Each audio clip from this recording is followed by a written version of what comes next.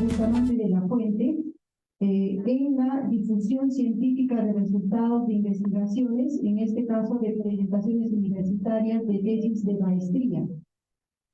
Con la temática conflictos sociales estará con fondos públicos y hospitalización y oferta laboral del hogar. Muy bien, el objetivo de esta presentación es precisamente evidenciar los resultados de 3 tesis de maestrías culminadas en el marco del proyecto hacia una nueva generación de docentes en las universidades de regiones financiadas por la Fundación Manuel J. Bustamante de la Fuente. Se busca fomentar la difusión y el intercambio de conocimientos en áreas cruciales para abordar conflictos sociales, oferta laboral y desafíos financieros en el país. Como Facultad de Economía nos encontramos muy contentos de que hayan considerado también participar de manera colaborativa, para lo cual vamos a invitar al doctor Edwin Béjar Sea, decano de la Facultad de Economía de la Universidad Nacional de San Agustín de Arequipa, en nombre de nuestro rector, doctor Hugo Rojas, rector de la Universidad Nacional de San Agustín de Arequipa. Doctor Edwin, por favor.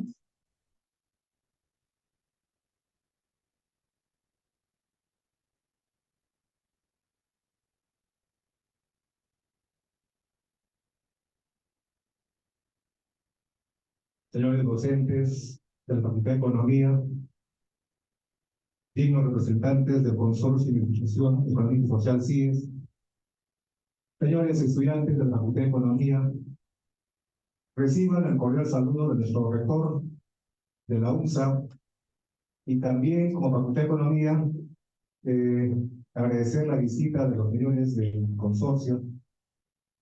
No es la primera vez que tenemos esta importante relación a nivel de instituciones, ya por varios años hacia atrás, con capacitaciones, con pasantías, con los conjuntos de investigación, donde el consorcio de investigación económica y social CIES ha venido impulsando y promoviendo a nivel nacional.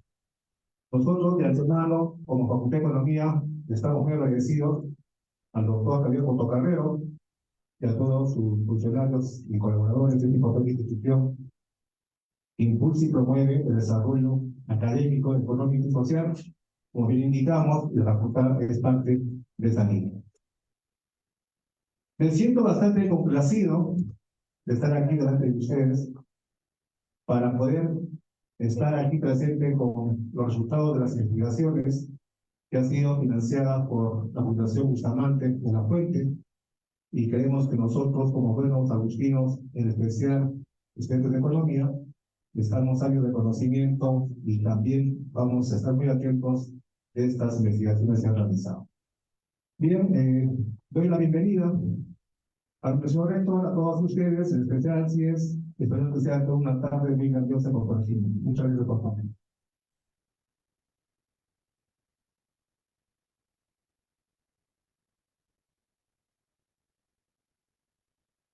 Muy bien, muchas gracias, doctor Edwin Béjar Sea, decano de la Facultad de Economía de la Universidad Nacional de San Agustín de Arequipa. A continuación, invitamos al señor Rodrigo Ormeño, que es analista de proyectos del Consorcio de Investigación Económica y Social en CIES. Por favor.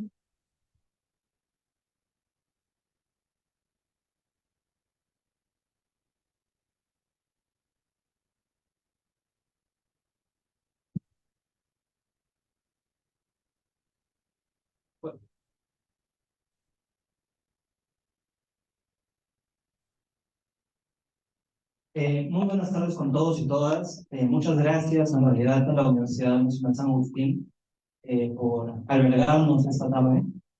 En realidad, no solo quería agradecer a la universidad, sino también a la Facultad de Economía de la universidad, en especial a Edwin, a Iselia, a Anatolia, a Bernabé, a María Luisa y Juliana, que han hecho posible este evento.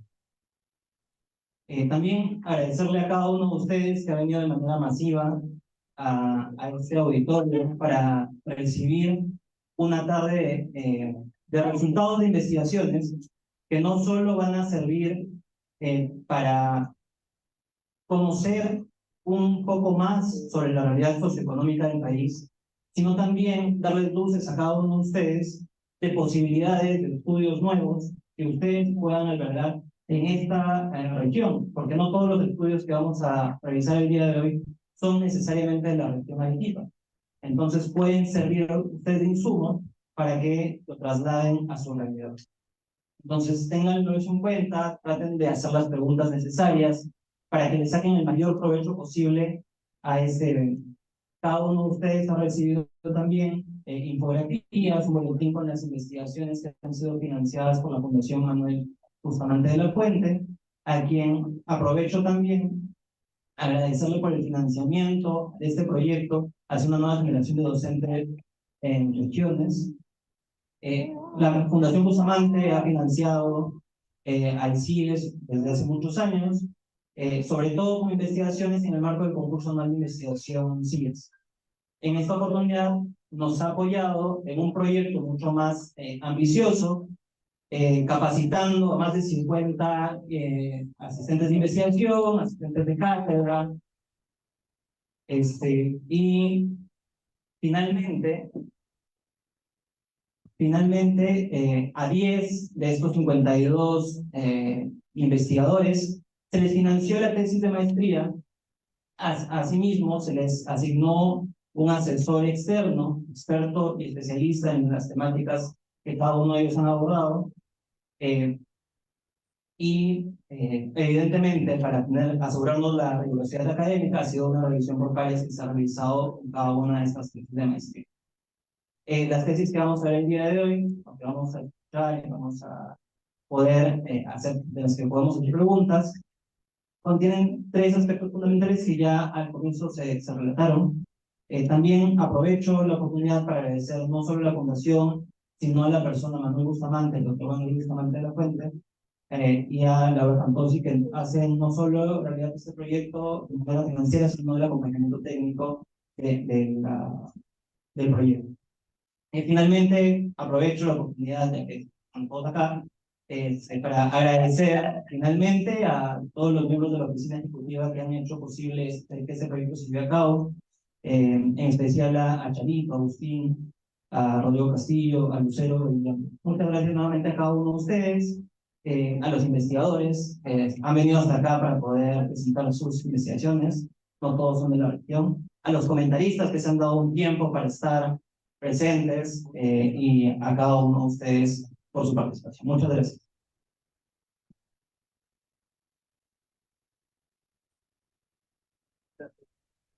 Muchas gracias, Rodrigo. Bueno, recalcar la interesante labor de esas instituciones en pro de la divulgación y del conocimiento, que requiere también mucho soporte institucional y que se está dando. Entonces, agradecer este espacio que también nos están brindando. Muy bien, vamos a continuar invitando, por favor, para poder reproducir el video de introducción. Gracias.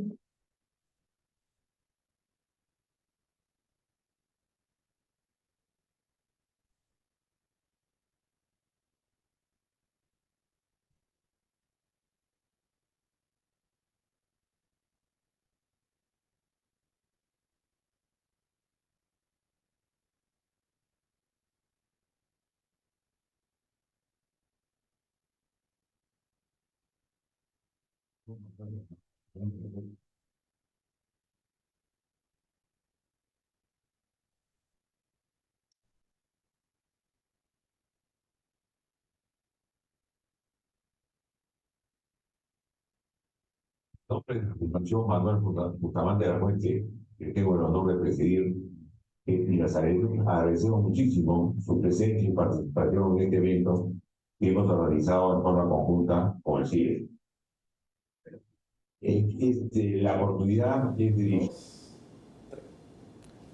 En nombre de la Fundación Manuel Bustamante de la Fuente, que tengo el honor de presidir, y les agradecemos muchísimo su presencia y participación en este evento que hemos organizado en forma conjunta con el CIES.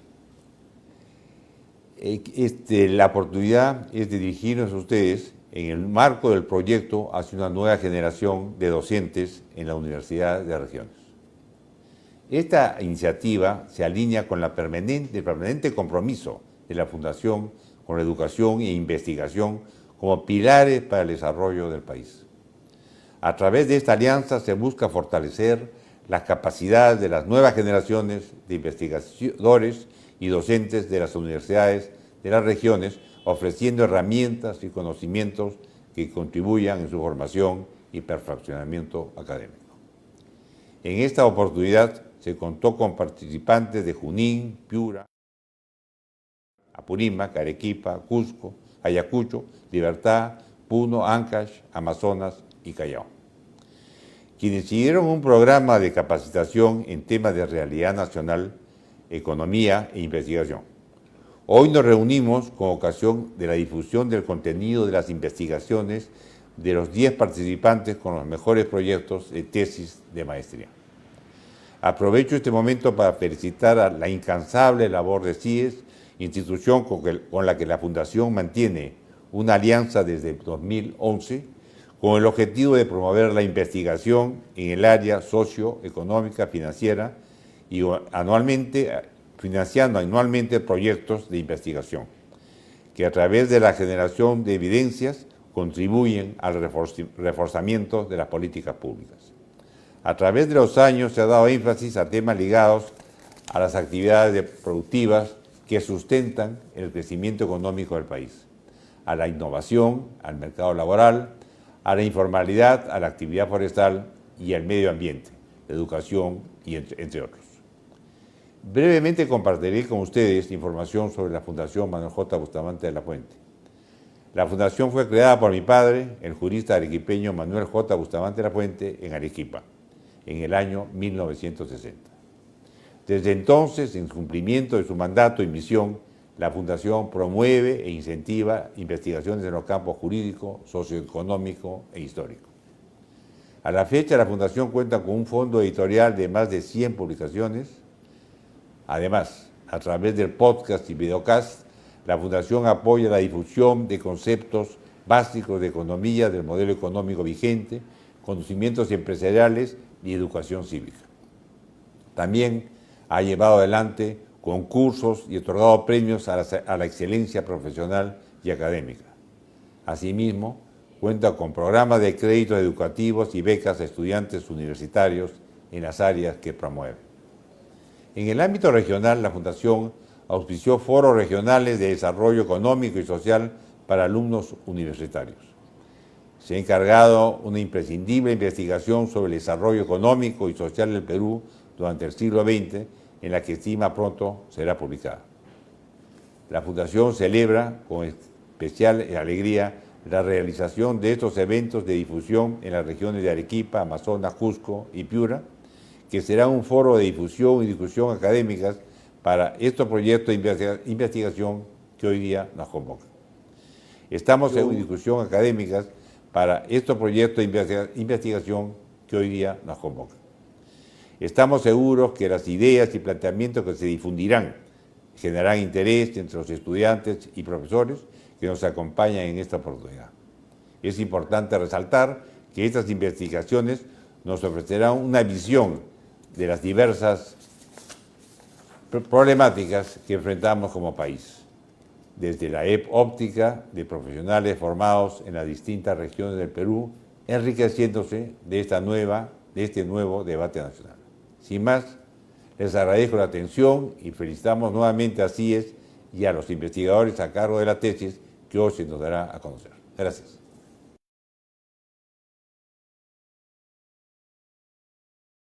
San Pablo, y José Huerta Delgado, el coordinador de la incubadora Inicia de la Universidad Católica Santa María. Y como tercera etapa, también para poder invitar a los participantes, vamos a proceder con las respectivas rondas de preguntas. Entonces, se les va a alcanzar unas hojas para que puedan, por favor, dejar allí su pregunta, comentario, para también poder difundir. Muy bien, entonces comenzamos. Invitamos a Humberto Lozada de la Universidad Nacional de Trujillo. Eres magíster en gestión pública por la Universidad del Pacífico y licenciado en economía por la Universidad Nacional de Trujillo. Ha trabajado en el área de monitoreo y evaluación en el MIBIS y en la ARCC. Actualmente es especialista en el Programa Nacional Compras a Nivel. Lo recibimos con unas fuertes palmas, por favor, a Humberto.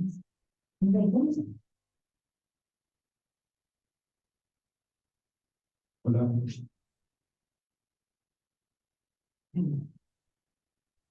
Bueno, en primer lugar quiero agradecer la concurrencia de este público que está hoy presente a la Facultad de Economía de la Universidad Nacional San Agustín y así es por darme la oportunidad de presentar este trabajo de investigación, que ha sido un trabajo que yo he desarrollado para poder obtener el grado de magíster en gestión pública en la Universidad de Pacífico.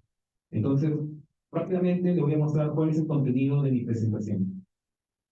Quiero lograr tres cosas en esta presentación. Primero, introducirlos en el mundo del startup. Segundo, mostrarles, digamos, la importancia que tiene lo que es la evaluación de impacto en las políticas públicas. Y tercero, mostrar los resultados de esta evaluación de impacto. En primer lugar, creo que, como muchos, al inicio, ¿no?, nos hemos preguntado, ¿qué es una startup? Bueno, una startup básicamente es una empresa, ¿no? Pero, ¿en qué se diferencia de una empresa tradicional? Podríamos resumirlo en tres cosas. Primero, tiene un modelo de negocio innovador, ¿no? Y ese modelo de negocio innovador está respaldado en un alto contenido tecnológico. Y tercero, esto le permite que este modelo de negocio pueda ser escalable. Entonces, si lo vemos en ejemplos, quizás podemos aterrizar más el concepto, ¿no? Tenemos Apple, Facebook, Google, todos estos fueron startups que, digamos, se fueron desarrollando, ¿no?, y crecieron rápidamente. Y, por ejemplo, en la actualidad tenemos algunas como Uber o Rappi o PayPal, ¿no? Ahora, esta realidad no escapa del Perú. También tenemos startups en el Perú. Tenemos, por ejemplo, Creana, Ulti, Cambista, Manzana Verde, una que es arequipeña, que ha escalado bastante, que es Chasqui, y hasta Yape, ¿no? Pero ahora, nosotros podríamos decir, ¿pero qué tiene que ver el Estado en el desarrollo de estas startups, no? Como me dijo un profesor en Lima, justifícame por qué tenemos que destinar fondos públicos a financiar empresas de galletitas. Entonces, lo que yo tuve que explicarle es que no estamos hablando de empresas tradicionales, estamos hablando de empresas que tienden a ser escalables y que, digamos, tienden a crecer en el corto tiempo y a crecer, digamos, lo que una empresa tradicional haría en 3 generaciones, esta lo puede hacer en 1. Un ejemplo de la región, en Colombia, Rappi, en pocos años se ha convertido en un unicornio, ¿no? ¿Qué es un unicornio? Es una empresa cuyo valor en el mercado es mayor a $1.000 millones. Entonces, ahora, otros me dirían, pero nosotros sabemos que el sector público no es un buen promotor del sector privado, ¿no? Y eso también es falso. En Estados Unidos, por ejemplo, uno de los países más liberales del mundo, ¿no? Precisamente estas startups que vemos como Apple o Facebook, Google, nacieron de fondos públicos. Fueron públicos, fondos públicos los que impulsaron su desarrollo. ¿Y por qué? Porque en las primeras etapas o en los primeros años de desarrollo de estas startups requieren mucha inversión para desarrollar un producto tecnológico que luego pueda ser escalable rápidamente, ¿no? Entonces, en esos primeros años de vida, ese startup probablemente no produzca rentabilidad, no produzca ingresos, más bien sea consumidora de capital, ¿no? Entonces, es por eso que muchas veces el Estado respalda este tipo de iniciativas. Pero, ¿cuál es el contexto nacional? Bueno, no sé si muchos lo sabrán, ¿no? Pero el Perú es un país, yo no diría ni siquiera de micros, creo que es un país de microempresas. 94.2% de empresas en el Perú son micro. ¿Qué quiere decir eso? Pongámoslo en contexto. Que sus ingresos mensuales son menores a 4.983 soles, ¿no? Actualizados. Ingresos, no estamos hablando de utilidad. Y además de eso, la productividad de una microempresa en comparación con una gran empresa es 20% menor. Por lo tanto, estas empresas suelen acceder de forma escasa al sistema financiero, no tienen crédito, y por lo tanto su tasa de supervivencia es muy baja. O sea, suelen crearse y salir del mercado muy rápidamente. Entonces, esto ha justificado en parte a que el Estado peruano, ¿no? Tome la iniciativa de crear este tipo de fondos públicos de capital semilla para financiar emprendimientos innovadores. Y son fondos públicos porque, digamos, son fondos del Estado que podrían destinarse a otras cosas, como proyectos de agua, saneamiento, por ejemplo, ¿no?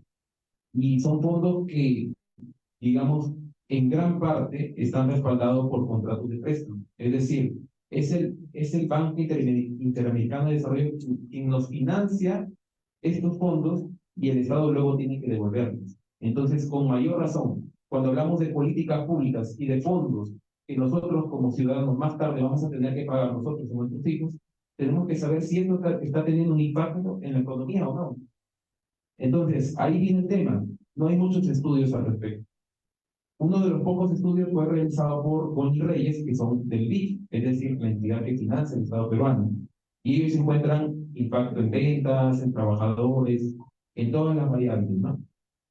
Sin embargo, desde Produce, este trabajo lo hice cuando trabajaba en Produce, quisimos hacer una evaluación un poco más rigurosa, y es por ello que nace esta investigación, ¿no? Un poco para entrar en el detalle de estos fondos, hay dos modalidades: fondos innovadores que otorga 50.000 soles de capital no reembolsable, es decir, quien recibe el fondo no tiene que devolverlo, y emprendimientos dinámicos que otorga 150.000. Estos fondos entran en diferentes etapas del ciclo de vida del startup, ¿no? Por ejemplo, los fondos innovadores ingresan antes de la salida del mercado de este startup, y los emprendimientos dinámicos entran ya cuando la startup ha tenido cierta atracción en el mercado, es decir, ha comenzado a vender sus primeros productos. Este programa se crea en el 2014, a la fecha ya ha financiado 419 startups y actualmente se ha renovado el concurso de octava generación.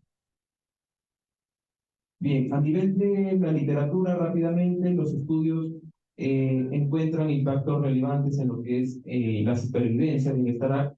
Encuentran también impactos en que una startup que recibe fondos públicos también logra acceder a otros fondos privados, pero no del mercado financiero tradicional, sino de capital de riesgo o fondos ángeles, ¿no? Sin embargo, digamos, la literatura no es tan concluyente en el sentido de que estos fondos logran que las startups incrementen sus ventas o el número de trabajadores. Esto todavía no ha sido tan respaldado, ¿no? Y se debe en muchas ocasiones a que, como pueden observar, estas startups en sus primeros 3 a 5 años de vida atraviesan por el Valle de la Muerte, ¿no? En el cual 7 de cada 10 salen del mercado, precisamente porque o no logran desarrollar un producto innovador o, digamos, no tienen la liquidez para seguir operando. Entonces, la metodología es la siguiente, ¿no? Y aquí quiero entrar un poco más al tema de evaluación de impacto. Este es un tema que, digamos, está en boga ya. En lo que es el sector público, a nivel de gobierno nacional, ya se han implementado en varios ministerios oficinas de evaluación de impacto que en gran parte son lideradas precisamente por economistas, ¿no? ¿Qué es lo que busca la evaluación de impacto? La inferencia causal lo que quiere buscar es decirte qué hubiera pasado con una población objetivo que recibe una intervención si es que esa intervención no se hubiera dado, ¿no? Pero ahí viene el conflicto. Que si la intervención se da, no podemos observar el otro escenario, es decir, cuando no se da. Y es ahí donde echamos mano de la econometría, ¿no? Idealmente, una intervención para que tenga una evaluación pura tiene que ser aleatorizada. Por ejemplo, de este auditorio, yo diría a esta parte de acá de la izquierda le otorgo fondos y luego de 3 años evalúa qué pasa con ellos y qué pasa con los que están aquí al medio que no obtuvieron fondos, ¿no? Ese sería un experimento puro, ¿no? Casi ligado a la ciencia, por ejemplo, ¿no? Pero eso no se puede dar en el sector público, porque los fondos, como son escasos, tienen que otorgarse bajo ciertos criterios, ¿no? Entonces, aprovechamos que el mismo Startup Perú tiene un criterio de selección en el cual evalúa la propuesta en un puntaje de 0 a 5, donde 5 es que la propuesta es súper buena y 0 es que la propuesta es muy mala. Entonces, nos centramos en el punto de corte, que es 3.5, y decimos, ¿no? Intuitivamente, alrededor del punto de corte, es decir, aquellos que sacaron 3.6 y accedieron al fondo, y aquellos que sacaron 3.4 y no accedieron, podrían ser, ¿no? Comparables, podrían tener casi las mismas características, ¿no? Pero eso hay que demostrar. Por otro lado, las variables que tomamos en cuenta para evaluar este impacto son sobrevivencia, rango de ventas, rango de trabajadores, acceso al crédito y tamaño de crédito. Entonces, evaluamos si el supuesto es válido, ¿no? Es decir, si alrededor del punto de corte estas empresas son comparables. Y encontramos que no es, hay un pequeño umbral, es decir, punto 2 a la derecha y punto 2 a la izquierda, donde son comparables, pero luego comparables, son totalmente diferentes, ¿no? Y lo pongo en un ejemplo. Creana es la startup más grande de Perú, ¿no? Está valorizada en 400 millones de dólares. Creana también recibió fondos del programa Startup Perú. Sin embargo, digamos, este startup ya venía de recibir otros fondos de otros países. Es decir, era una startup que tenía un cierto nivel de desarrollo que ya la hacía candidata para poder ganar cualquier concurso. Entonces, yo no podría comparar Creana con una startup que recién se crea, por ejemplo. No son comparables. Entonces, en los resultados encontramos que el efecto en supervivencia es robusto, utilizando 3 modelos, ¿no? Un MSO tradicional y utilizando la regresión discontinua, encontramos que incrementa en promedio 35% de sobrevivencia en el mercado. Por otro lado, los efectos en ventas no son tan robustos, aparecen en algunos periodos y para algunos modelos, pero en otros desaparecen. Lo mismo pasa para lo que es rango de trabajadores. Otro efecto importante es que no hay efecto en el acceso al crédito. Y este es un efecto importante. ¿Por qué? Porque significa que, por ejemplo, aquellas que no ganaron el programa Startup Perú tampoco pudieron acceder al sistema financiero tradicional. Es decir, no fueron a un banco y este les prestó. Entonces, con mayor razón se justifica este tipo de intervenciones, ¿no? Finalmente, las conclusiones y recomendaciones. Principalmente las recomendaciones van ligadas al tema de política, ¿no? Se destaca la importancia de evaluar continuamente este tipo de proyectos porque, como vemos, si bien aportan en la sobrevivencia, podrían estar alargando el tiempo de vida de una empresa que quizás no es rentable en el mercado. Eso tenemos que estar evaluándolo constantemente. Y por otro lado, hay que caer en contexto de que el camino para que una empresa crezca es largo, ¿no? Es decir, estos fondos son, digamos, como el nombre lo dice, capital semilla, porque son solamente una primera piedra, ¿no? O, digamos, un primer apoyo. De ahí tendrían que entrar otros instrumentos como capital de riesgo o redes de inversionistas ángeles, ¿no? Bueno, eso principalmente. Muchas gracias.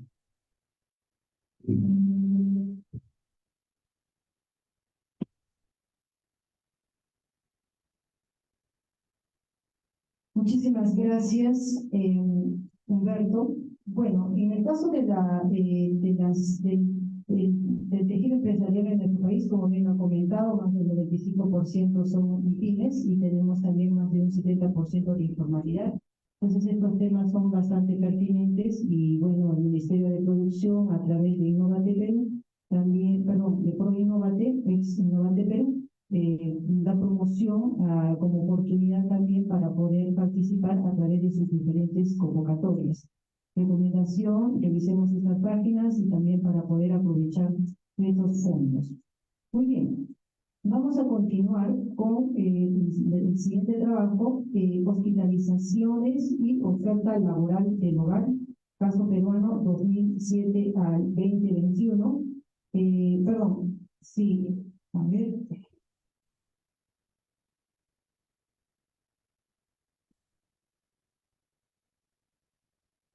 En invitamos, por favor, a Gerson Salvador de la Universidad Nacional de Piura. Él es licenciado en Economía de la Universidad Nacional de Piura, con estudios de maestría en Ciencias Económicas en la Universidad de Argentina, con experiencia laboral en el sector público, academia y empresarial, ganador de financiamiento de tesis de maestría oficiado por el Consorcio de Investigación Económica y Social, apasionado con la microeconomía aplicada y teoría de contratos. Le invitamos, por favor, Gerson.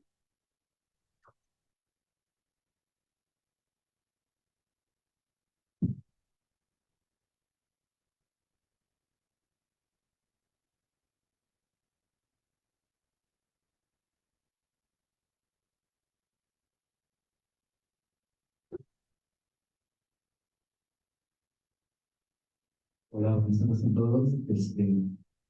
Muchas gracias a la universidad por la invitación y al CIES por el apoyo eh, para, digamos, es un incentivo para lograr terminar mi tesis de maestría. Hospitalización sin oferta laboral evidencia el caso peruano.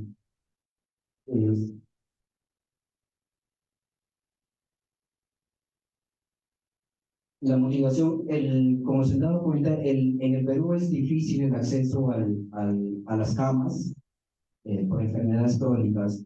Entonces, la idea de mi tesis es, ¿qué ocurre si un miembro en el hogar se hospitaliza? ¿Qué ocurre con la oferta laboral del hogar? Yo encontré para diferentes paneles, utilizando data en Now, perdón, que no voy a mirar la diapositiva porque es bastante y por el tiempo no me va. Utilizo data en Now Panel del 2011 al 2021 y encuentro del 2011 al 2019 paneles de Now Panel de 5 periodos, que está en el INEI, está en Now, en microdatos, y lo tedioso es trabajar, porque es trabajar distintos paneles.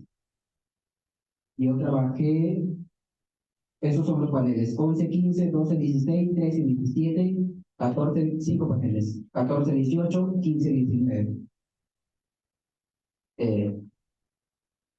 Entonces, lo que yo encontré es que en promedio, si alguien se enferma, un miembro del hogar se enferma, las horas laborales caen en promedio entre 3 a 6 horas. También, como mecanismo, el ingreso laboral cae y el gasto del hogar se incrementa. Bastante lógico, ¿no? La cosa es probar estos resultados. Y lo que utilicé es lo que explicó mi compañero anterior, diferencia causal. Él usó regresión discontinua, que es diferencia causal, y yo usé diferencias y diferencias. Diferencias y diferencias, pero me salí un poco de la caja o de lo clásico, que es diferencias y diferencias es, a ver, un poco explicando la metodología, diferencias y diferencias de una política asigna un tratamiento en un mismo momento para 2 periodos. Para un mismo momento se asigna el tratamiento, hay un grupo de tratado y un grupo de control. Y dices, ¿cuál es el impacto de este tratamiento sobre una variable de resultado? En este caso, mi variable de tratamiento es la hospitalización, que un miembro del hogar caiga hospitalizado, y mi variable de resultados son oferta laboral, ingresos laborales y gastos de salud. Gastos de salud y ingresos son mecanismos de transmisión. Ya. Entonces, yo me salgo un poco de la caja de pensar, porque lo que les expliqué es, grupo de tratados ocurre en un mismo momento, el tratamiento ocurre en un solo momento y hay 2 grupos. lo parte grupo de tratado, grupo de control. Y ahora tengo un panel de 5 periodos, que el grupo de tratamiento puede ocurrir en cualquier periodo, 1, 2, 3, 4, 5, y hay muchos grupos. Eh, para eso utilicé una de Callaway y Santana, que usa esta, que la llaman diferencias para múltiples grupos, y el tratamiento, el tratamiento es en diferentes periodos, no solo en un solo periodo. A ver, retroceder un poquito para poner el contexto entre lo teórico y digamos, la evidencia empírica de otros estudios que lo han hecho.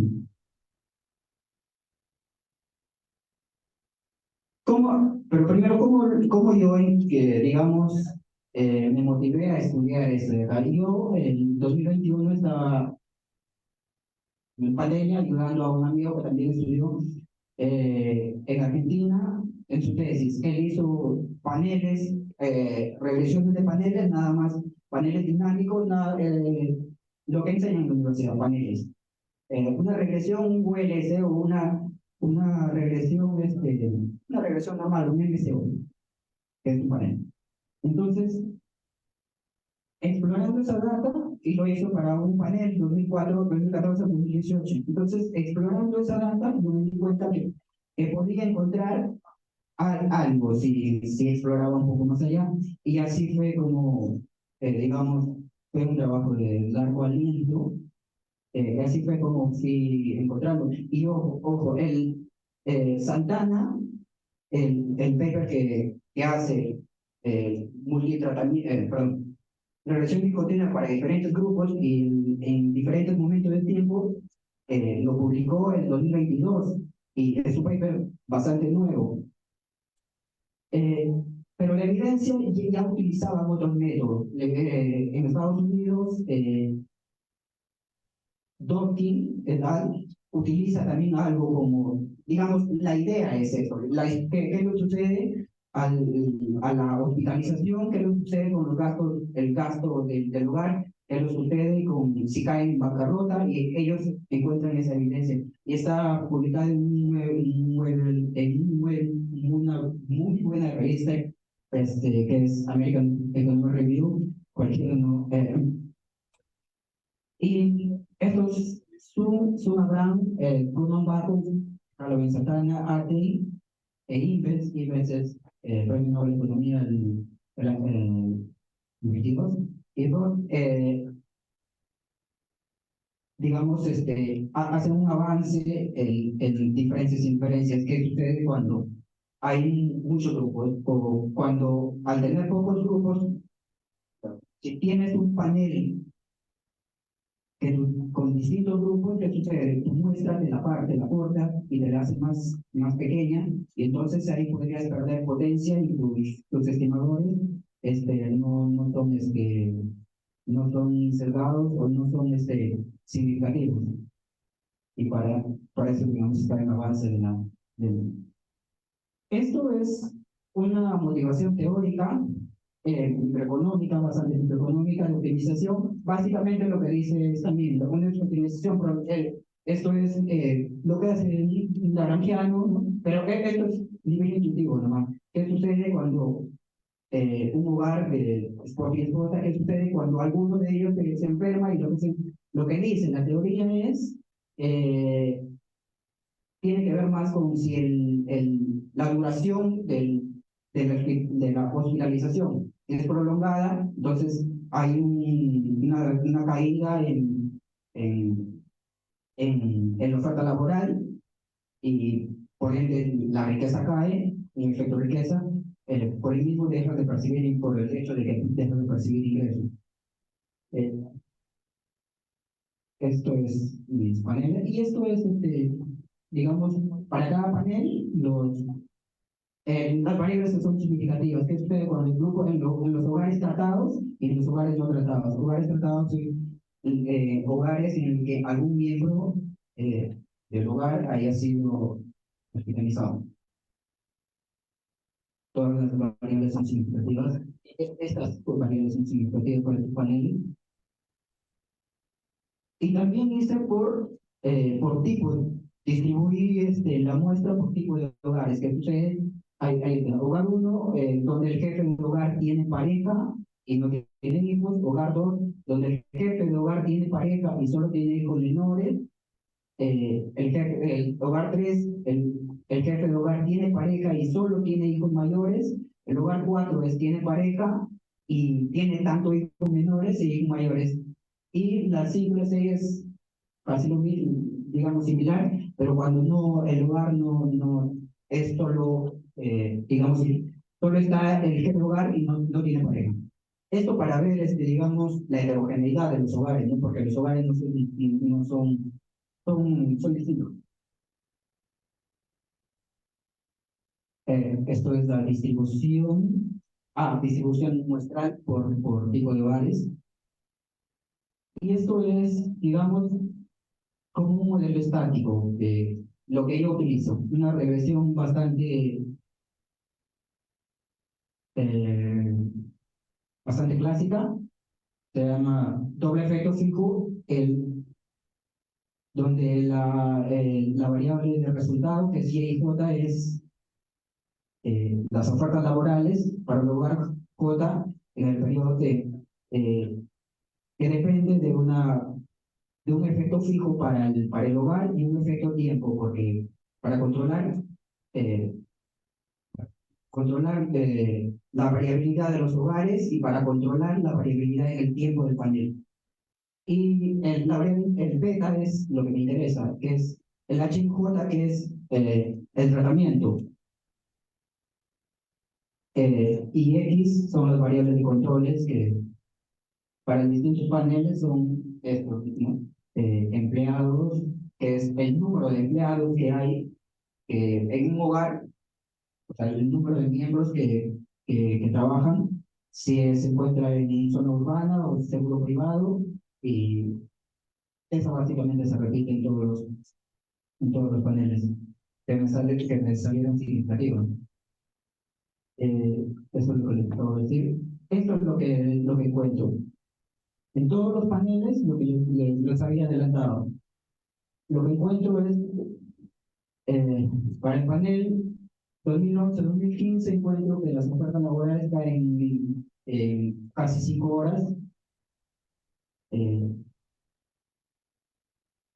Para el 2012 y 2016, fue un promedio aproximado de 7 horas. Bueno, eso es lo que les había adelantado. Y esto es para ver restringidos por tipos de hogares, que me sale también, y acá ven que los efectos, por ejemplo, en el hogar 1 es 11.75, que es 12 horas. Entonces hay heterogeneidad en los hogares. Esto es, digamos, lo hice para ver que hay heterogeneidad en los hogares. O sea, el efecto de que alguien se enferme es muy distinto en distintos tipos de hogares. Estos son los mecanismos. En la columna 1, 2, 3, en los paneles que encontré eso, digamos, los gastos de salud para el panel 2011-2015 se incrementa en 26%. En la A son tendencias paralelas no condicionadas y la B, por ejemplo, son tendencias paralelas condicionadas. ¿Qué es lo que dije? Ese es un supuesto bastante teórico.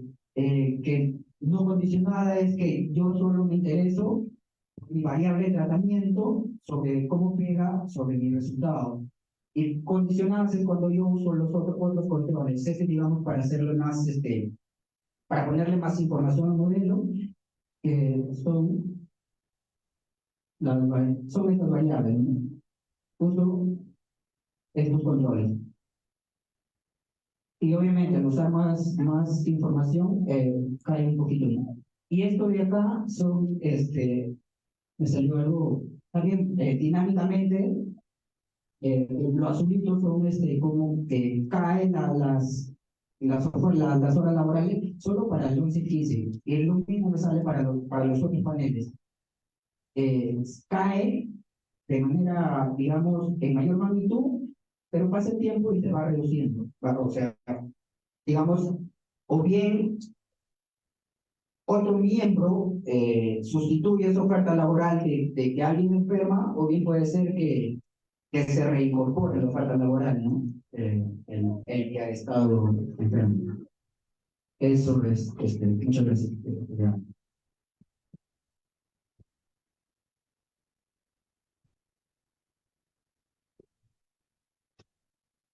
Muchísimas gracias, Gerson. Bueno, él ha trabajado con bases de datos de acceso abierto que tenemos de manera pública. Ahí tenemos bastante variedad a disposición. Asimismo, ha trabajado con evaluación de impacto, diferencias y diferencias. Muy interesante su trabajo. Vamos a continuar, por favor, con la tercera tesis, incorporación de una oficina de conflictos sociales para fortalecer la institucionalidad gubernamental a través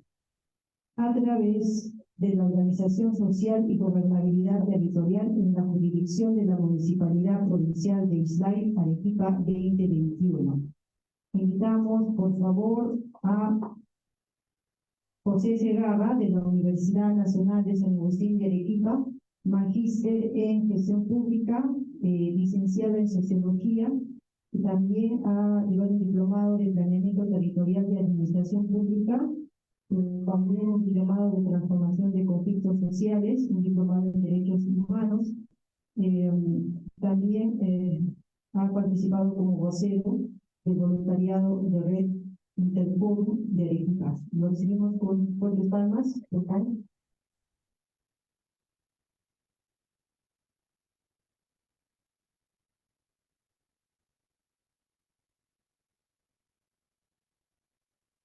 Buenas tardes con todos y con todas. Yo soy Agustino, aquí vecino de la Facultad de Ciencias Histórico-Sociales.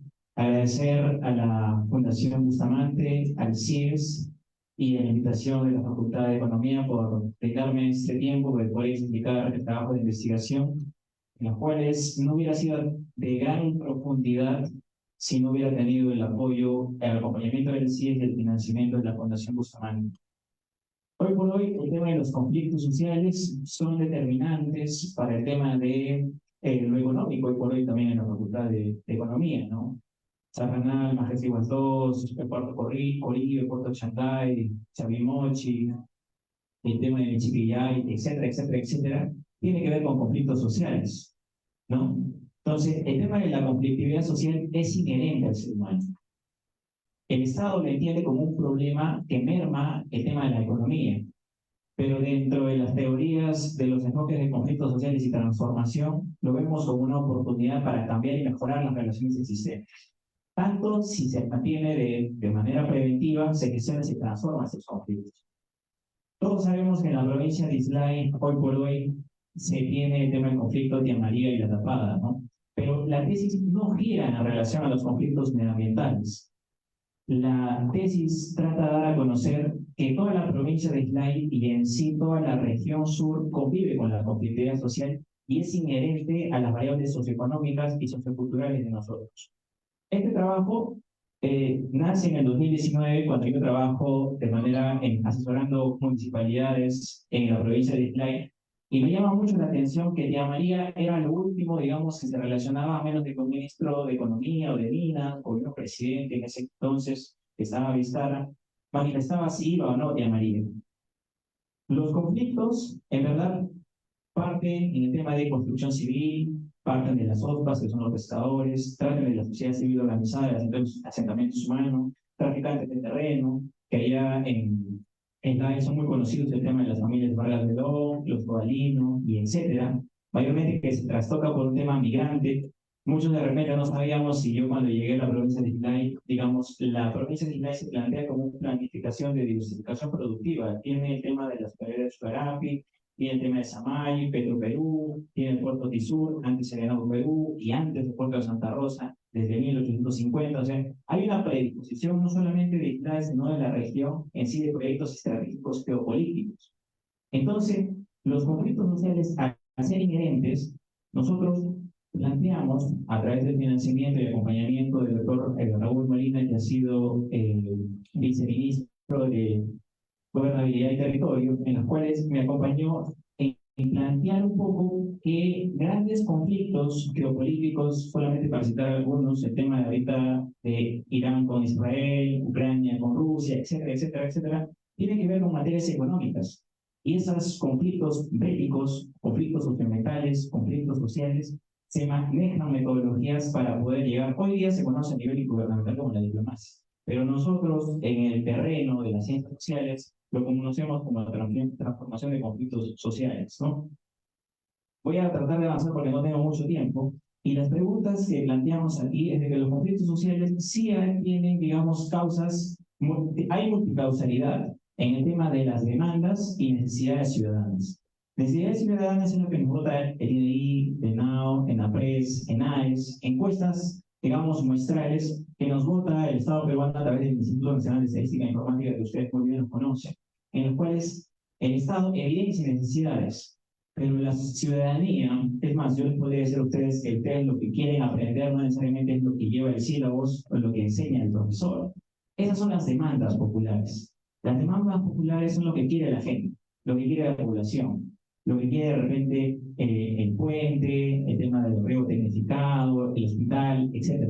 De repente no hay una demanda acorde o técnica, pero es lo que desea. Y la relación entre estas modifica el tema de cuál es la potestad gubernamental de las municipalidades. Hoy por hoy, para no perder mucho tiempo, las infraestructuras de prevención de conflictos sociales funcionan de esta manera. Cada vez que se activaba, que María ahora por el tema del ministro mucho, siempre va de la Secretaría de Gestión y Diálogo, de la PCM, baja alguien para poder apagar el incendio. La Defensoría del Pueblo, a través de Rolando Brugge, manifestaba que el 82% de los conflictos no hay un seguimiento de acuerdos, ni mucho menos se cumple. El primer incumplidor es el gobierno o el Estado, a través de diferentes instituciones, y otros el sector privado. Pero haciendo las entrevistas, que fueron 58, entre mineros, antimineros, alcaldes, regidores, dirigentes, manifestaban de que ellos estaban seguros de que cuando se van a sentar a la mesa, saben que el gobernador, el representante de la PCM o del Ministerio de Minas va a incumplir.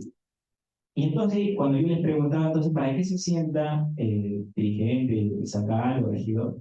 Porque, digamos, el conflicto se ha instrumentalizado políticamente por nuestro sentir sociocultural, porque puede existir cosas. Por ejemplo, hoy por hoy nadie sabe de los conflictos de repente por la cuenca Tambo en relación al proyecto Suripé que hoy día está, digamos, avalando la provincia de Italia en sí, porque no es evidenciable para los medios de comunicación. Pero eso convive este sincretismo entre los conflictos y la idiosincrasia de los gobiernos locales. Y prácticamente el modelo teórico que utilizamos ahí es que la Municipalidad Provincial de Islay tiene que abarcar necesidades prioritarias, demandas populares, tiene que haber una organización social que ya lo hay. La Oficina de Conflictos Sociales es el speak o el eslogan, pero la infraestructura de la ley de municipalidades ya tiene las oficinas de participación ciudadana. Pero muchos de ustedes de repente trabajarán o han trabajado que cuando van a las oficinas de participación ciudadana, lo único que se dedican a hacer es festejar el Día del Padre, el Día de la Madre, eventos festivos, etc. Y estas oficinas son muy potentes porque nos ayudan a dialogar, a consensuar, a hacer un seguimiento, un acompañamiento de cómo evoluciona la participación ciudadana. Y yo agregué la parte del círculo que era fomentar institucionalidad gubernamental a través de la Comisión Ciudadana, y eso iba a generar gobernabilidad territorial y una cohesión territorial. Las entrevistas, prácticamente los resultados que sacamos, era una tipología de necesidades. Esto prácticamente lo da el INEI. Prácticamente eran 9 existenciales: derecho a una vivienda, disponible de agua, acceso a calidad de servicio de salud, etc. Y las demandas son un poco más inmediatas, porque ustedes saben que el gobierno dura 4 años y de repente hoy por hoy está muy de moda el tema de la vacancia, no solamente a autoridades presidenciales, sino también a autoridades locales. Entonces, el poblador inteligente se transforma, utiliza el conflicto como un mecanismo de intermediación y exhortación hacia sus autoridades. Entonces, la investigación trata que los conflictos sociales son inherentes a las municipalidades. Conversando con ya especialistas de la PCN, gracias al doctor Raúl Molina, tuvimos la oportunidad de entrevistarlos. Muchos de ellos piensan que los gobiernos locales no juegan ningún rol preventista. Y cuando les preguntas a los alcaldes, ¿y usted qué opina? Dicen, hey, a mí me molesta que vengan con un equipo de técnicos y me pongan a mí al frente de las manifestaciones como carne de cañón. Entonces, ni uno ni el otro se entienden, pero el alcalde funciona muy bien con sus preventistas, porque son funcionarios que tienen 20, 30, 40 años, que ya se han mimetizado con cómo son los dirigentes. Es más, algunos son funcionarios, acaban la gestión y entran a la dirigencia. Entonces, ese símil no lo ve el funcionario de la PCM, del ministerio, ni del gobierno regional de Arequipa que tiene una oficina de conflictos sociales. Entonces, lo que se propone en la investigación, esto se hizo con el programa En Vivo, es un cruce que tenemos en la Universidad Nacional de San Agustín, en los cuales todas las manifestaciones exigen autoridades. ¿Por qué? Porque son sus interlocutores para manifestar sus propuestas, cuáles van a ser los acuerdos, etc. Así que lo que se propuso aquí es que primero se reconozcan a las municipalidades como actores preventistas que pueden gestionar y pueden transformar los conflictos sociales. Ojo, eso ya lo vienen haciendo. Las 6 municipalidades de la provincia de Islay y muchos aquí en Arequipa vienen haciendo este tema, pero de manera silenciosa. De manera que de repente no está argumentada en la ley de municipalidades, no hay una directiva, no está reconocida por la infraestructura del Estado peruano, etc. Entonces, de los conflictos que hemos mapeado, solamente las medios de comunicación y nuestro sentir academicista, y hay que reconocerlo, ahí no hubiera sido posible si no fuera por el fondo, solo relacionamos los conflictos como socioambientales. Hay conflictos pesqueros, hay de limitación territorial, hay gremial, hay de contaminación de actividades aledañas a la población. Por ejemplo, solo para un PISUR, el Terminal Internacional del Sur alberga hasta 3 cementerias. Entre una de ellas es Biobío, que muchos de repente se habrán dado cuenta que es un cemento verde que ya empezó a entrar y es de competencia Yuria, que al final tiene que ver mucho con la economía, la competencia, la oferta y la demanda. Hubo una convulsión social por el tema del clínico. El clínico, si tú lo dosificas y le pones aire, causa enfermedades respiratorias, sobre todo, digamos, agrava el tema de la anemia. Hubo un asentamiento humano que se llamaba Villa Pescador, se quejaban mucho de que sus hijos, digamos, ya tenían un tema de enfermedades respiratorias y prácticamente sus papás, como más trabajaban ahí. Entonces, ellos de una u otra manera ya están concientizados, aceptan la contaminación, aceptan los conflictos sociales por el tema de algunas peticiones. Pero esto no lo reconoce el Estado peruano porque esto llegó hasta el tema de los congresistas y también no se quedó en nada. Los factores explicativos de las respuestas aplicadas es que hay poca claridad de las competencias, es un sálvese quien pueda. La inestabilidad del gobierno hoy día de Dina Boluarte sus razones tienen que ver con los conflictos sociales. ¿Por qué hay esa conflictividad social? Porque no sabemos prevenir, gestionar ni transformar los conflictos sociales. No tenemos una postura estratégica en relación a lo que sucede en nuestro país, a lo que sucede en nuestro entorno. Queremos evidenciar cómo ganar más dinero y cómo generar mayor productividad, pero seguimos sin entenderlos. Seguimos sin generar competencias y funciones en las cuales el Estado peruano ya las tiene, pero nadie se da el trabajo de unirlas y hacer un trabajo de innovación social como hemos intentado hacer en la investigación para que funcione este modelo de gobernabilidad enclenque, burocrático, que demora mucho, que la gente se inclina por la informalidad, pero digamos, hay ciertos sectores que se podrían conectar.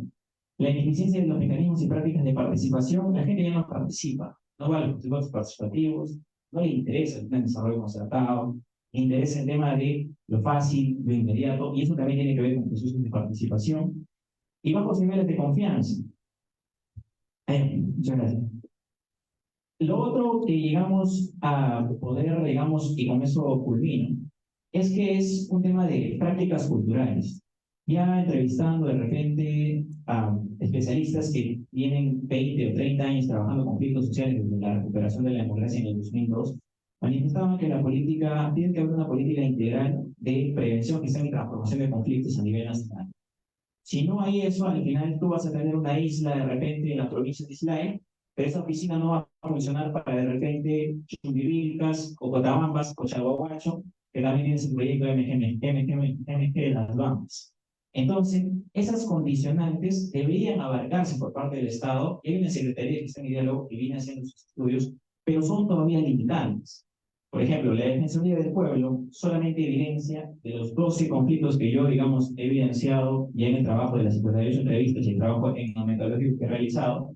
Uno, es el socioambiental. ¿Por qué? Porque traba la economía, uno, del puerto, porque es el tema de la parte del corredor minero, que está Java, Abambas, Cerro Verde, Sauder, que desencadenan en el sur. Y lo otro también son las actividades agropecuarias que, digamos, salen a los mercados locales. Pero no hay una postura preventista. Y cuando les tiran la pelota el tema de los gobiernos locales, claro, no les dan los instrumentos. Hay digamos, funcionarios de la PCM que están con 10.000, 15.000, 20.000 soles, solamente viajan para hacer mesas de acuerdos que no las van a cumplir y saben que no las van a cumplir.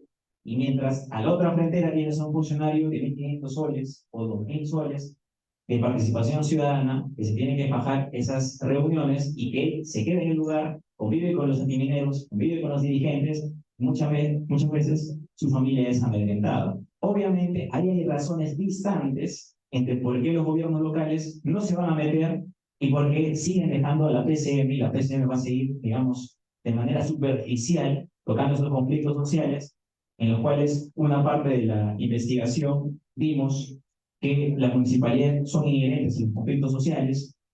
Lo único que podríamos alegar aquí es de que no está siendo reconocido por toda la infraestructura del Estado peruano. Y no decimos gobierno, sino del Estado peruano, como república.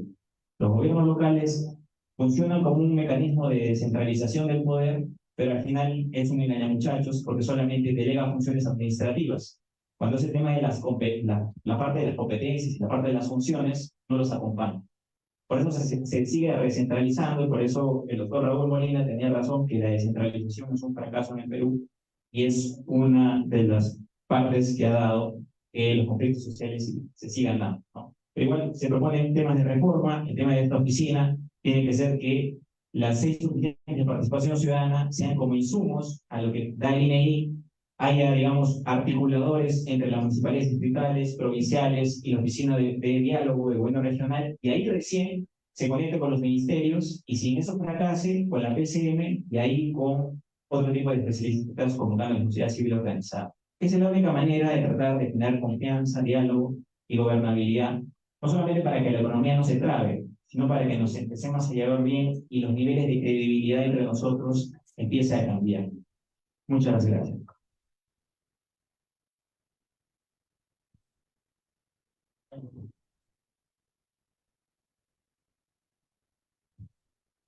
Muchísimas gracias, José. De la misma manera, te invitamos, por favor, a que pases a la mesa de honor. Bien, vamos a continuar con la siguiente etapa. Vamos a invitar a nuestros comentaristas invitados. Comenzaremos por José Huerta Delgado. Él es coordinador de la incubadora Inicia de la Universidad Católica de Santa María, docente universitario con experiencia en logística, planificación estratégica, formulación y gestión de proyectos. Por favor, José, puedes iniciar con tu participación. ¿Qué tal? Muy buenas tardes, gracias por la invitación, gracias por acogerme la MUSA, Universidad San Agustín, donde mi padre también estudió economía, y mis hermanos. Somos una familia de economistas, ingenieros comerciales.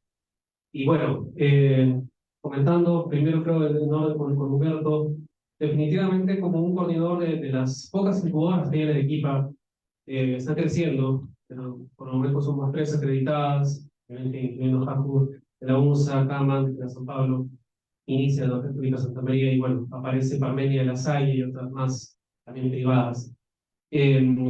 Como un coordinador y que ya veo este ecosistema hace un tiempo cómo va creciendo y a veces más rápido de lo que uno a veces mide, me doy cuenta de que particularmente el tema de inversión y fondeo es complicado. Y es complicado precisamente por lo que comentaba con Humberto de salir por el tema de volumen. Pasa de que nuestros emprendedores, hablo de mi experiencia ahora, a veces son muy, ¿cómo decirlo? No se la creen. Es un término que lo vi cuando fuimos, por ejemplo, a España o Colombia. a Chile o a México, a varias partes que hemos estado conociendo el ecosistema. Allí se la creen. En Monterrey ustedes veían a los chicos hablando en inglés, haciendo pitcheo en inglés, hablando de sus emprendimientos, pensando en Estados Unidos, en Europa, y no solo en México, sino mucho más allá. Y algo que estaba pasando con nosotros, que incluyo porque también soy un intraemprendedor de como emprendedores no terminamos de creernos de que lo que estamos haciendo realmente puede tener impacto más allá de nuestro ecosistema inmediato. Y eso a su vez impacta sobre el tema del financiamiento. Innovate, entiendo y sé que lo entendió en su momento y se dio cuenta de que también había un problema de ese financiamiento y que todavía los inversionistas ángeles, los inversionistas en general no iban a comprarse este pleito porque si de por sí invertir en startups es riesgoso y ya es una inversión de riesgo, imagínense invertir en personas que de por sí ni siquiera confían en sí mismos. Y es un serio problema que con el tiempo, insisto, y felizmente estoy viendo que en el equipo particularmente está cambiando y es muy bueno. Pero es un tema de volumen. Entre más se animen, más se van a dar cuenta de que hay la posibilidad.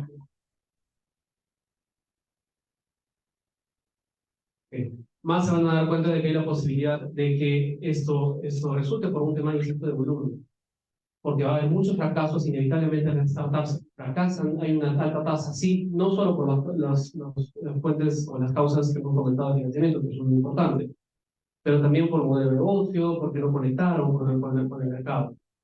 Entonces, volviendo a la línea de lo que les comentaba, y Proinnovate en su momento se dio cuenta de que ese financiamiento era necesario y entonces entró a cubrir muchos de esos riesgos, ese doble riesgo que es inversión de capital riesgoso y además de que todavía era muy insípida la cultura de emprendimiento. Entonces, efectivamente, hemos visto y también conversamos con Humberto esto, la vida de una startup, sobre todo en base científica tecnológica. Hablaba del ejemplo de Cara, que quizás algunos de ustedes han escuchado. Cara es un emprendimiento que nace también o es apoyada por Inicia, que comienza con biojuegos y luego pasa a biomateriales y para que pase de todo ese pivoteo y ese proceso han pasado años, por lo menos cuatro años. Y claro, ellos ganaron también un fondo de Proinnovate de Startup Perú, estuvieron entre las primeras promociones, las primeras generaciones. Y efectivamente, ellas, porque son particularmente mujeres las que lo implementaron, pasaron todo este valle de la muerte y todo, pivoteando mucho, sufriendo mucho y levantando mucho más capital. Y claro, 4 años después, bajo algunas estadísticas, ya deberían estar muertos. Porque su producto y su mínimo, su producto todavía no había sido terminado. Entonces, hoy siguen investigando porque saben que biomateriales y luego biomateriales no es un tema de hacer un cultivo y mañana lo tiene. Es cuestión de meses. Y precisamente ese riesgo, ese doble riesgo y hasta triple riesgo a veces que asumió Proinnovate, realmente sí tiene un efecto importante y gracias a ese financiamiento yo puedo dar fe que aportó mucho en su momento para ellas.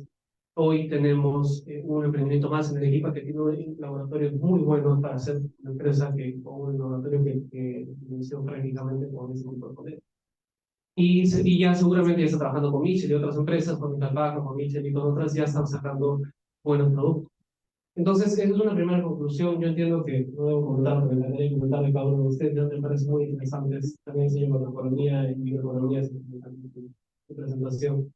Pero definitivamente la parte de emprendimiento y de fondeo es muy importante y gracias a eso, y esto lo comento ya para cerrar, no ser muy extensa, con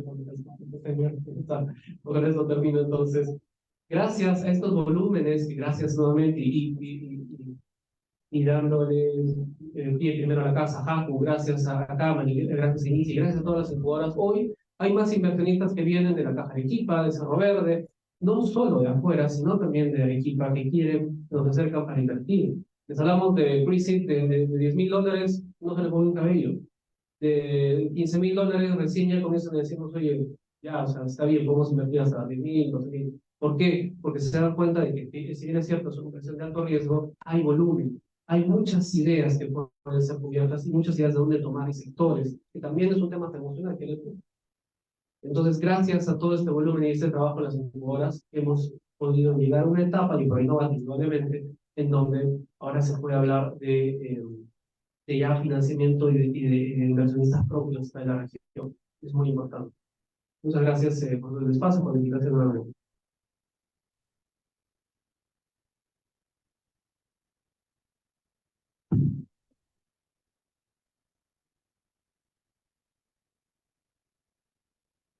Muchísimas gracias. Bueno, vamos a continuar. Hay bastantes preguntas, seguramente ha sido muy complicado poder seleccionarlas. De todas maneras, igual agradecer, reiterar la participación de nuestro comentarista, José Huerta, coordinador de la incubadora Inicia, que de manera articulada vienen trabajando con las demás incubadoras locales para también fortalecer el ecosistema empresarial, lo cual es loable. Como reiteramos, en nuestro país el nivel de turismo quizás esté en pañales, pero se está ganando un know-how que seguramente va a permitir que se siga fortaleciendo. Muy bien, en ese sentido, quisiéramos también invitar a Humberto, si es que por favor nos podría dar una reflexión en lo relacionado al comentario que también nos ha dejado José.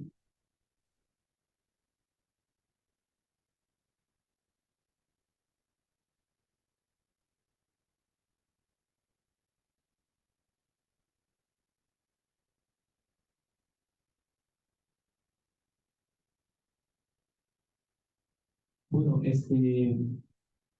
rápidamente,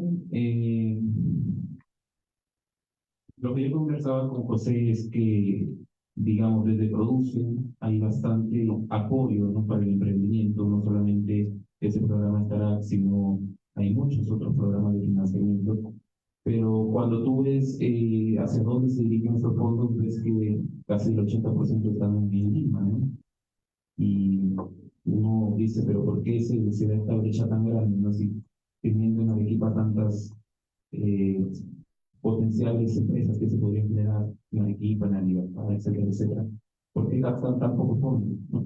Y precisamente, como dice José, mucho de esto viene de creértela, ¿no? A veces creemos que formar un startup es algo casi imposible, ¿no? Pero en realidad todo parte de una idea innovadora y de tener la capacidad de asociarte con gente que te pueda apoyar. El fondo lo que hace es financiar el desarrollo prácticamente, es decir, si tú quieres crear una aplicación, por ejemplo, ¿no?, lo que tú presentas es el proyecto y ellos buscan quién desarrolla esa aplicación.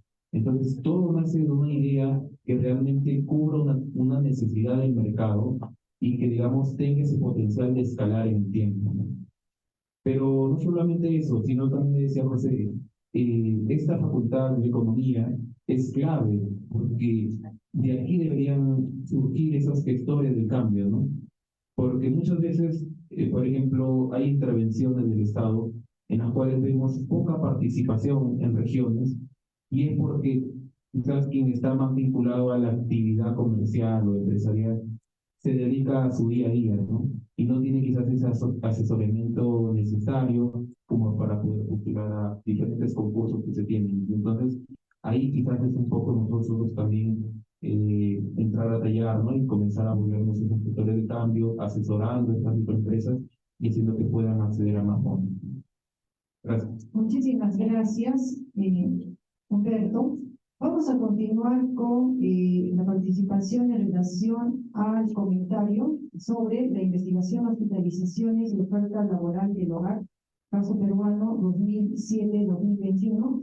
Para ello invitamos a Leslie Gallegos, que es economista, máster oficial en negocios internacionales por la Universidad Complutense Fabra de España, especialista en evaluación, supervisión y monitoreo de programas y proyectos sociales, especialista en estudios socioeconómicos y sectoriales con más de 15 años de experiencia multidisciplinaria, combinando la consultoría, academia, sector público y privado en los ámbitos nacional e internacional. Actualmente es docente de la Universidad Católica San Pablo. Sí, por favor, si la recibimos con unas fuertes palmas. Buenas tardes, quería agradecer a la Universidad Museo y al CIE por la invitación. Voy a hacer el comentario al trabajo presentado por Gerson Salvador. Te felicito, realmente es un trabajo realmente muy importante y relevante porque nos pone en conocimiento a todos sobre la problemática del hogar. Hay muy pocos estudios referenciados a la temática que Salvador ha desarrollado, cuanto el tema de hospitalización y la oferta laboral. Y también nos invita a ese trabajo que muy bien explicado para que ustedes puedan, como estudiantes, proponerse poder seguir explorando esa problemática. Si nosotros hacemos un análisis, por ejemplo, por el lado de la dependencia económica del hogar, podemos tener información relevante para poder reorientar las políticas públicas y poder mejorar así los programas y los proyectos que ayudan, ¿no? Y que buscan que la población económicamente activa pueda articularse a un mercado laboral de manera competente. Lo que quería resaltar también es el aspecto de las diferencias de género. Sería relevante poder conocer cómo que la mujer sea la jefe del hogar ¿no? Que lleve un hogar, sea incluyente en el caso de padecer una enfermedad, ¿no? ¿Cómo es que caen los ingresos en el caso de que la mujer tenga una carga familiar importante y relevante, como mencionaba? Y cómo estos efectos se traducen también en el lado educativo. También había que en ello reflexionar sobre los otros componentes que son realmente relevantes dentro del hogar, que es la educación, que está bastante relacionado con la actividad económica. También podríamos desarrollar investigaciones ¿no? bajo la temática que ha desarrollado Salvador, pero en este caso abordarlo según las actividades económicas. Cómo las actividades económicas le pueden jugar en contra del trabajador, ¿no? Y de acuerdo también al nivel educativo. ¿Por qué? Porque no toda la población económicamente activa trabaja en una sola actividad económica, ¿no? Si nosotros podemos ver las evaluaciones y los informes sobre la evolución de la pobreza monetaria, vamos a ver que tenemos un grueso de población que apenas alcanza la secundaria, ¿no? La secundaria incompleta. Entonces, vamos a ver que este tipo de personas, en este caso de población económicamente activa, va a tener trabajos que cuando alcancen cierta cantidad de años, pues es decir, que la persona envejece, no lo va a poder hacer, ¿no? Entonces vamos a tener a población que lo único que puede acceder es a trabajos donde físicamente tiene que operar y tiene que hacer un esfuerzo físico, pero ya a los 50 años, a los 55 años, ese tipo de actividad le va a generar problemas de salud. Entonces, podemos explorar, hacer investigación relevante que pueda, como decía, contribuir con el conocimiento, ¿no? Aplicado de cuáles son las dificultades que enfrentan los hogares y sobre todo los hogares en vulnerabilidad, que eso es lo que ha reflejado en Salvador. Entonces, ese es el comentario que quería hacer y bueno, agradezco la oportunidad de poder estar en este auditorio.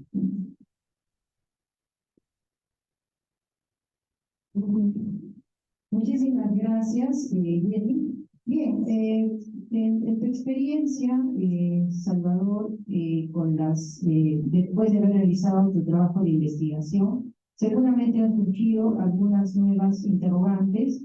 Quizás las puedas compartir también con nuestro público, en su mayoría estudiantes, que también están realizando su trabajo de investigación, tal vez como referencia. Por favor. Sí. Bueno. El enfoque de género era uno de mis objetivos. Lo que yo presenté fue, digamos, lo que pegó, lo que me salieron, lo que mis estimadores son estadísticamente significativos. No me fui más allá, como vi que no salía, y el tiempo también para presentar el resultado, entonces, digamos, dejé ese foco. Otra cosa, yo usé datos de panel, tal como está en microdatos del ENAO.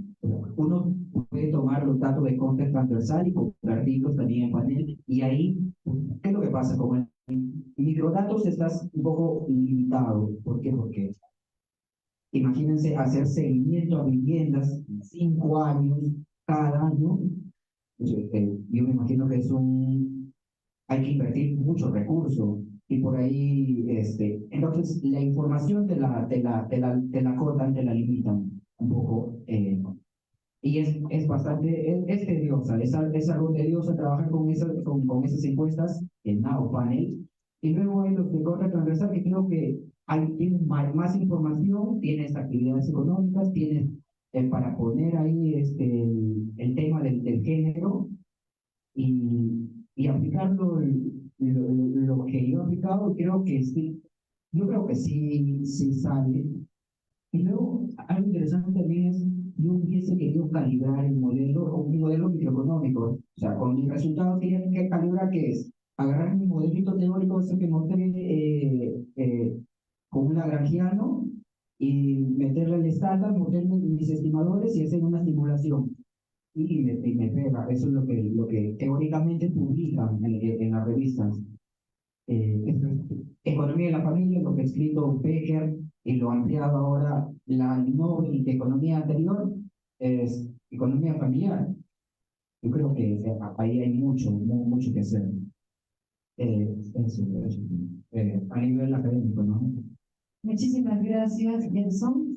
Bien, vamos a continuar con el comentario correspondiente a la tercera investigación, incorporación de una oficina de conflictos sociales para fortalecer la institucionalidad gubernamental a través de la organización social y la gobernabilidad territorial en la jurisdicción de la Municipalidad Provincial de Islay, Arequipa 2021. Para ello invitamos a Yesenia Cáceres. Ella es docente investigadora de la Universidad Nacional de San Agustín de Arequipa, investigadora de la CIP, doctora en administración y economista, con experiencia profesional vinculada al desarrollo sostenible y publicaciones de investigaciones en revistas de alto impacto. La recibimos con un fuerte aplauso, por favor.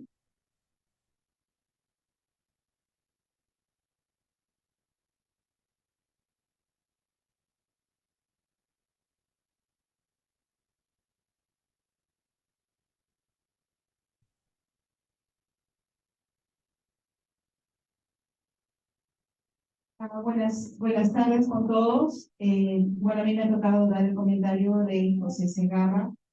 Primero que todo, felicitar por esta interesante investigación, porque pone en relieve un autor que ha sido, o un actor que ha sido siempre eliminado de todos los procesos de diálogo, que ha sido el gobierno local.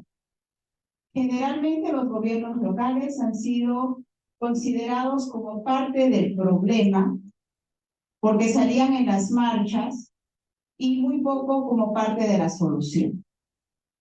Sin embargo, me quedan muchas cuestiones a partir de su investigación. La primera es que usted sugiere una oficina como parte de una municipalidad. Y considerando que las municipalidades tienen un mandato de 4 años, me pregunto, ¿en qué medida garantizamos la continuidad del personal? ¿Cómo hacemos meritocracia? ¿Cómo garantizamos que haya una mayor sostenibilidad en la gestión de conflictos cuando los gobiernos locales solo duran 4 años y las políticas públicas duran más? Entonces, si es que queremos mantener una oficina de gestión de conflictos y tenemos un alcalde que tiene proyectos de corto plazo, particularmente necesarios para abordar este tema, esta oficina tendría algunos problemas.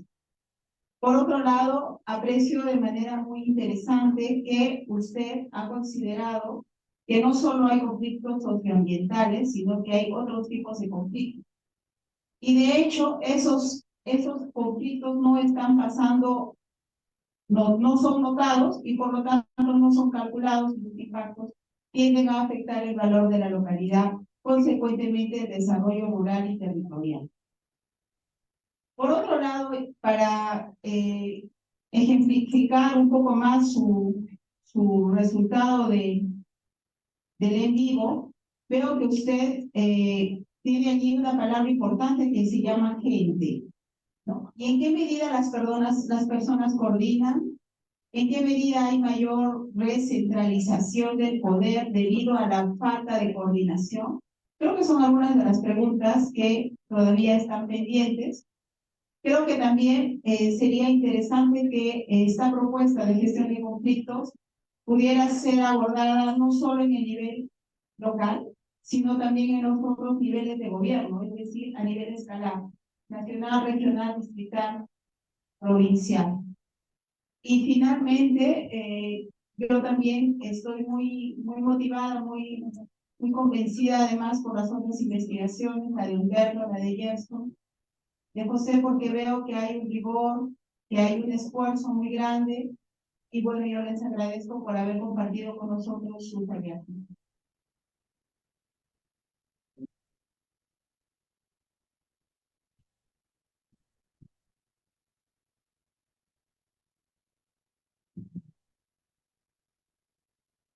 Muchas gracias, Yesenia. Bien, bueno, perdón, José. José, hay bastantes preguntas que también ha compartido Yesenia. No sé si tal vez quisieras compartir tus apreciaciones. Muchas gracias a la doctora Yesenia. De verdad, la tesis es bien grande, son como 250, en 15 minutos es un poco complicado reducirlas, pero y justamente sí pensábamos mucho en el tema de garantizar, generar institucionalidad en corto tiempo, sabiendo que las municipalidades se asocian como que a los feudos, ¿no? El alcalde es un pequeño feudal que al final todos lo hace como tema de amiguismos. Por eso es que nosotros proponemos que el Estado peruano, y proponemos, digo, el tema del CIE, de la Fundación, porque fue un trabajo, digamos, que fue con acompañamiento, que dentro de la infraestructura de la ley de municipalidades se inserte el tema de las competencias de conflictos sociales bajo la ley, bajo funciones y competencias descentralizadas.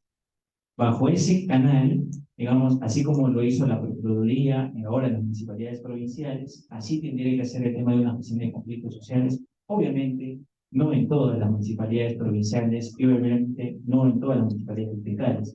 Por ejemplo, una en Chalbogacho, una en Islay, otra en Tambo, en Campo Grande me hago referencia a Piura, o sea, para hacer como pequeños pilotos, porque eso es parte de la política pública. En el tema de la meritocracia se conversó mucho con los dirigentes. Y con los dirigentes decían, yo no voy a hacer caso a un funcionario, pues coge el alcalde, porque yo sé que el tema de los términos de referencia, etcétera, son amañados. Eso es corrupción, me dicen, pero yo los conozco.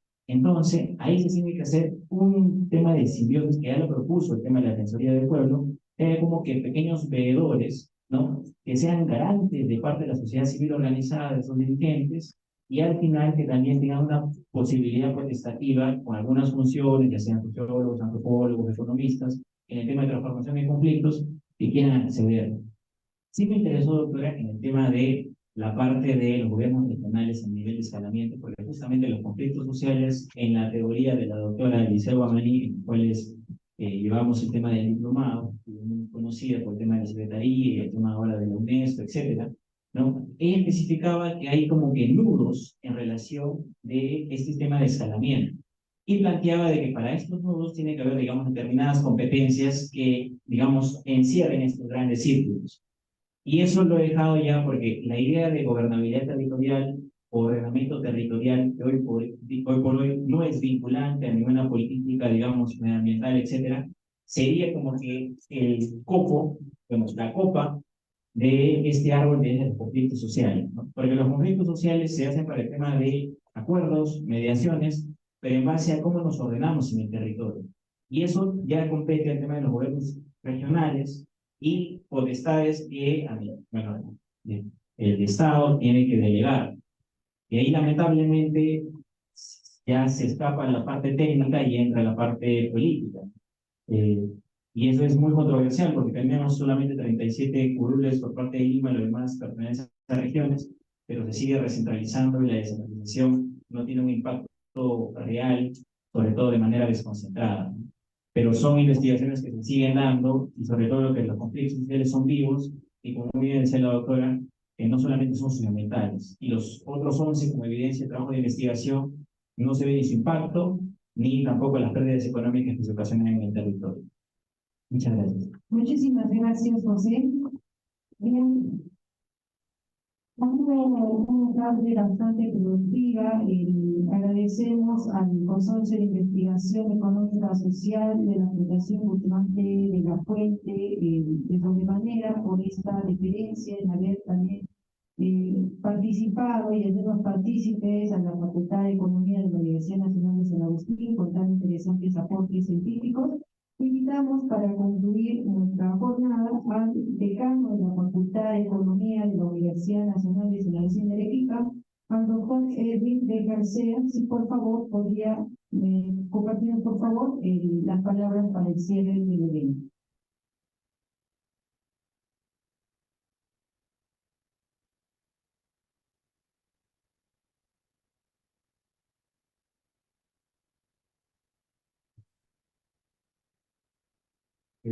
Bastante largo con los resultados. Me gusta bastante ser el jurado de la tesis para dialogarlo, ¿no? En la fundamentación teórica, la metodología, la parte académica que es bastante interesante. Aportes de los resultados de investigaciones muy fructíferos. Y yo creo que todos nosotros hemos trabajado bastante esta tarde con el aporte de los primeros investigadores. Quiero agradecer de antemano a la comisión organizadora de este importante evento, que previamente ha coordinado con el consorcio de este campus de CIES, y muy en especial al doctor René Pacheco, tanto director de la investigación de economía, que también hizo las correspondientes combinaciones. Me ha gustado mucho que esté aquí en el lugar, ¿no? Para pero con respecto al protocolo que estamos aquí estableciendo, damos por culminado, ¿no? Este importante evento, la clausura de este importante evento, y agradecer a todos los presentes por esta tarde tan encargada. Muchas gracias a todos.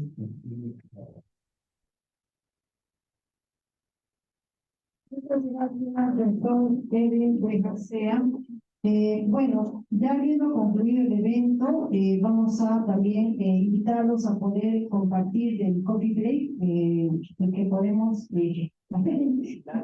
pasar a disfrutar de nuestra mesa que nos espera para poder disfrutar.